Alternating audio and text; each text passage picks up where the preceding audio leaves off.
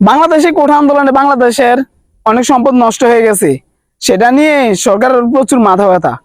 কিন্তু কোঠা আন্দোলনে হাজারো মায়ের বুক খালি হয়ে গেছে, হাজারো আবু সাইদ পৃথিবী থেকে চলে গেছে, সেটা নিয়ে সরকারের কোনো মাথা ব্যথা নাই। এখন তো শুধু বিশ্ববিদ্যালয়ের ছাত্রছাত্রীরা আন্দোলন করতেছে। যদি এখন স্কুল কলেজের ছাত্রছাত্রীরা মাঠে নেমে যায়, তখন কি পারবেন ঠেলা সামলাইতে? আবারও হবে 1971 সালের যুদ্ধ। বাংলাদেশ সোশ্যাল মিডিয়াতে অনেক বড় বড় কন্টেন্ট ক্রিয়েটরের অভাব নাই, মানবতা ফেরিওয়ালাদের অভাব নাই। আজকে তারা তারা কই? আজকে বাংলাদেশের কোঠা আন্দোলনে হাজারো মায়ের বুক খালি, হাজারো ছাত্রছাত্রী রক্তে রাজপথ রঞ্জিত হয়ে আছে, হাজারো আবু সাহিদ শহীদ হয়ে আছে।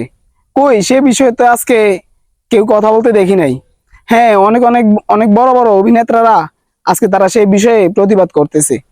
কই আমাদের তো বড় বড় অনেক এমপি মহোদয় আছে, তাদেরকে তো আজকে দেখতে পারতেছি না। সাকিব আল হাসান, মাশরাফি মুর্তজা, তাদেরকে তো একটা কমেন্ট করতেও দেখি নাই।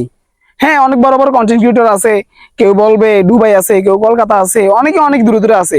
ওইখান থেকে পোস্ট মারবে যে ছোট ভাই বোনেরা আজকে অনেক খুবই খারাপ লাগে, তোমাদের পাশে থাকতে পারেনি। এসব কমেন্ট দিয়া কোনো লাভ নাই, এগুলো সবাই দেখতেছে।